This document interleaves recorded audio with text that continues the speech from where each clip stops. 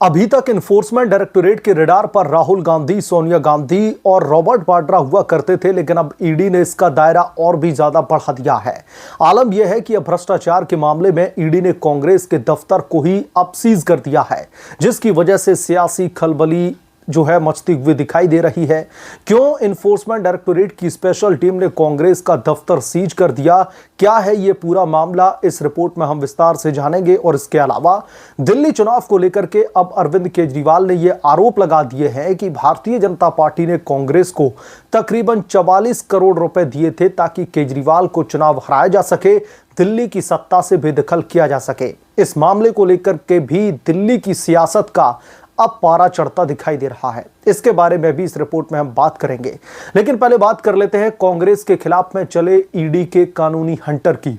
छत्तीसगढ़ में दोस्तों शराब घोटाले की जांच कर रही इन्फोर्समेंट डायरेक्टोरेट की स्पेशल टीम ने बड़ी कार्रवाई करते हुए सुकमा जिले के कांग्रेस दफ्तर को अटैच कर दिया है, यानी कि उसे सीज कर दिया है।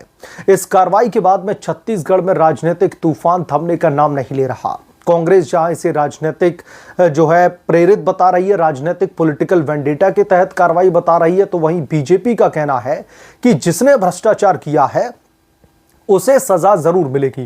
दरअसल शराब घोटाले की जांच कर रही ईडी ने भूपेश सरकार में आबकारी मंत्री रहे कवासी लखमा के सुकमा और रायपुर स्थित बंगलों को भी सीज कर दिया है।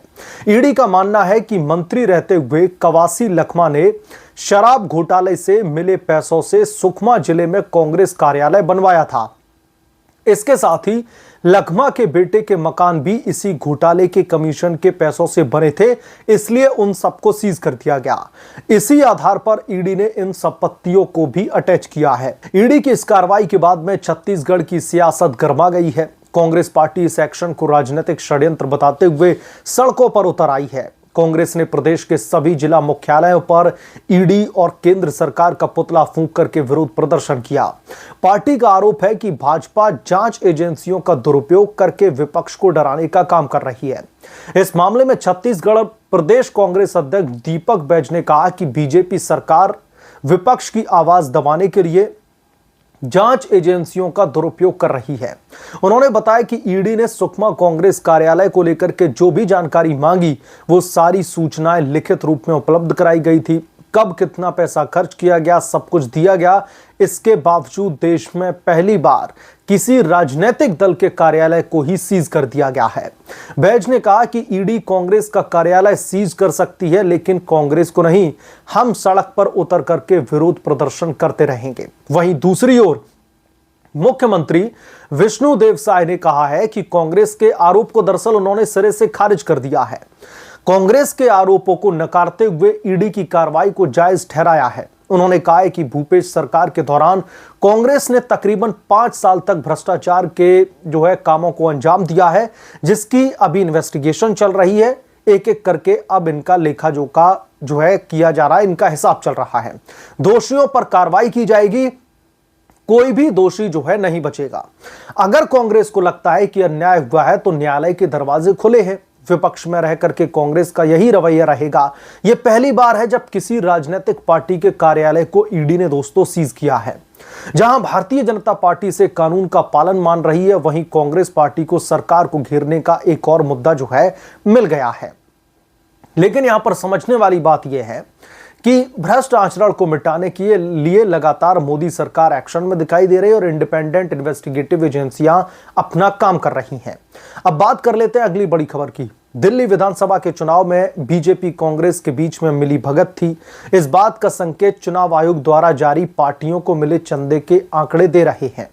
आम आदमी पार्टी के राष्ट्रीय मीडिया प्रभारी अनुराग ढांडा ने कहा है कि दिल्ली में भारतीय जनता पार्टी और कांग्रेस पार्टी के बीच में मिली भगत थी। कांग्रेस को तकरीबन 44 करोड़ रुपए कैश में चंदा दिया गया था, जबकि उसका कोई भी अस्तित्व नहीं था और ना सर्वे में ही कोई किसी को जो है सीट जीत रही थी, फिर भी उसे 44 करोड़ रुपए कैश किसने दिया। मुख्य मुकाबला आम आदमी पार्टी और भारतीय जनता पार्टी में था, तब भी आपको कैश में मात्र 2000 रुपए मिला और बीजेपी को एक भी रुपए नहीं मिला। कांग्रेस पार्टी को मिले 44 करोड़ रुपए कैश पर। बीजेपी की जांच एजेंसियों की चुप्पी से यह साफ है कि इस पैसे का इस्तेमाल आम आदमी पार्टी के बड़े नेताओं को चुनाव में हराने में किया गया था। आप लोग समझिए, जब दिल्ली की सत्ता अरविंद केजरीवाल से छीन ली गई तो केजरीवाल के नेता भी आरोप लगा रहे हैं कि कांग्रेस पार्टी को 44 करोड़ रुपए दिया गया ताकि केजरीवाल को हराया जा सके। आम आदमी पार्टी के वरिष्ठ नेता और राष्ट्रीय मीडिया प्रभारी अनुराग ढांडा ने दरअसल पार्टी मुख्यालय में एक प्रेस कॉन्फ्रेंस कंडक्ट की और उसमें कहा कि दिल्ली विधानसभा के चुनाव में बार बार यह सवाल उठ रहा था कि क्या बीजेपी के इशारे पर मिलीभगत करके कांग्रेस पार्टी ने दिल्ली विधानसभा का चुनाव लड़ा। आपके कई नेताओं और लोगों ने यह आरोप लगाया था कि आम आदमी पार्टी के बड़े नेताओं की सीटों को टारगेट करके कांग्रेस पार्टी को बीजेपी फाइनेंस कर रही थी। बीजेपी की तरफ से कांग्रेस पार्टी को पैसा मुहैया करवाया जा रहा था ताकि वो वोट का बंटवारा करके बीजेपी को फायदा पहुंचाया जा सके। अनुराग ढांडा ने कहा कि चुनाव के बाद सभी पॉलिटिकल पार्टीज ने चुनाव आयोग में दस्तावेज जमा किए थे जिसमें चुनाव के दौरान उनके खर्चे और चंदे का ब्यौरा दिया गया था। इन दस्तावेजों में बहुत ही हैरान करने वाले आंकड़े सामने आए हैं जो इस बात को पुख्ता करते हैं कि क्या कांग्रेस पार्टी दिल्ली विधानसभा चुनाव में बीजेपी के इशारे पर काम कर रही थी। अरविंद केजरीवाल के नेता वो बिना सर पैर की बातें कर रहे हैं जो मुमकिन ही नहीं है, यानी कि कांग्रेस पार्टी भाजपा के इशारे पर चुनाव अब लड़ेगी, बस यही रह गया है। उन्होंने कहा कि यह सबको पता था कि दिल्ली में मुख्य मुकाबला बीजेपी और आम आदमी पार्टी के बीच में था।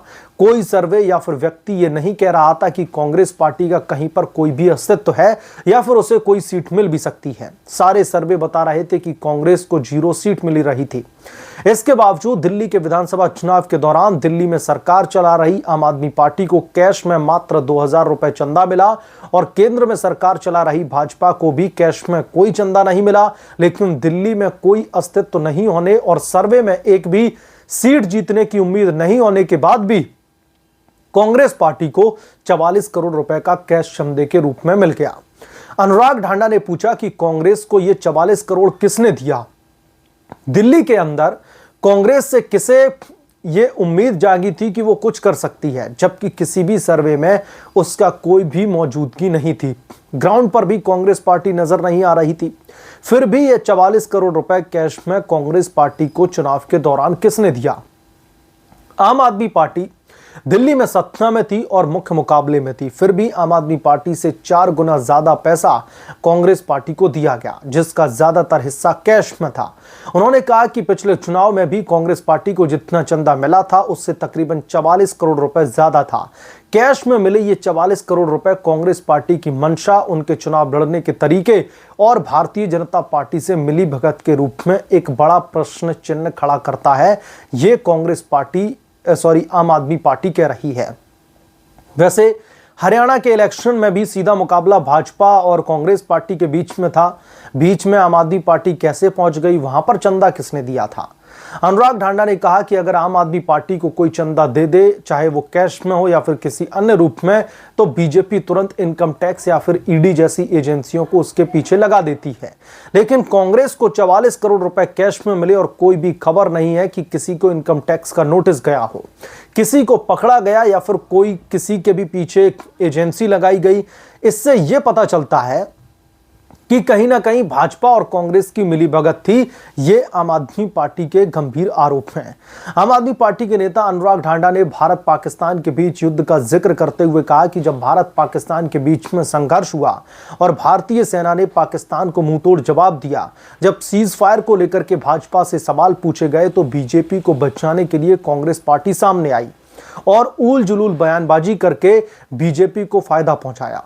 दिल्ली चुनाव के दौरान भी कांग्रेस पार्टी ने ऐसा ही किया। इससे स्पष्ट होता है कि कांग्रेस और बीजेपी के बीच में जबरदस्त जुगलबंदी चल रही है। अनुराग ढांडा ने कहा कि कांग्रेस पार्टी भारतीय जनता पार्टी को अलग अलग राज्यों में चुनाव जिताने में मदद करती है और बदले में बीजेपी और मोदी जी गांधी परिवार को जेल जाने से बचाते हैं। आप लोग समझिए कि अरविंद केजरीवाल के नेता किस तरीके की बिना सर पैर की बातें कर रहे हैं। और ये उस समय का मुझे दौर याद आता है जब अरविंद केजरीवाल को तिहाड़ जेल में बंद किया गया था। उस समय भी अलग अलग तरीके के दावे किए जा रहे थे। अब वैसा ही आम आदमी पार्टी फिर से कर रही है। उन्होंने आगे कहा कि चाहे दिल्ली के कॉमनवेल्थ घोटाले में क्लीन चिट देना हो, 2G स्कैम में क्लीन चिट देना हो, या फिर रॉबर्ट वाड्रा और गांधी परिवार के खिलाफ में चल रहे केसों में उन्हें जेल से बाहर रखना हो, बीजेपी नेता कांग्रेस को बचाने की जिम्मेदारी निभाते हैं।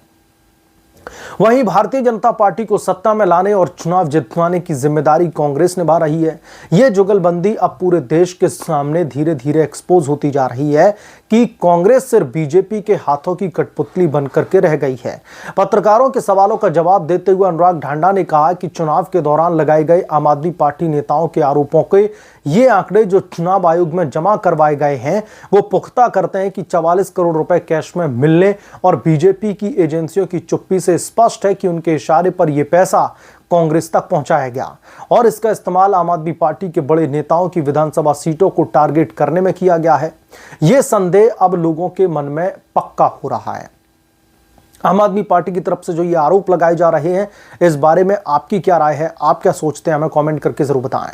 जल्द मिलूंगा किसी दूसरे बड़े अपडेट के साथ में, तब तक के लिए धन्यवाद। अगर आप लोग चैनल पर नए हैं तो प्लीज चैनल को सब्सक्राइब कर लें, साइड बने बेल आइकन को भी प्रेस कर लें ताकि जैसे ही मैं कोई नया अपडेट लेकर के आऊं तो इसकी जानकारी सबसे पहले आपको मिले।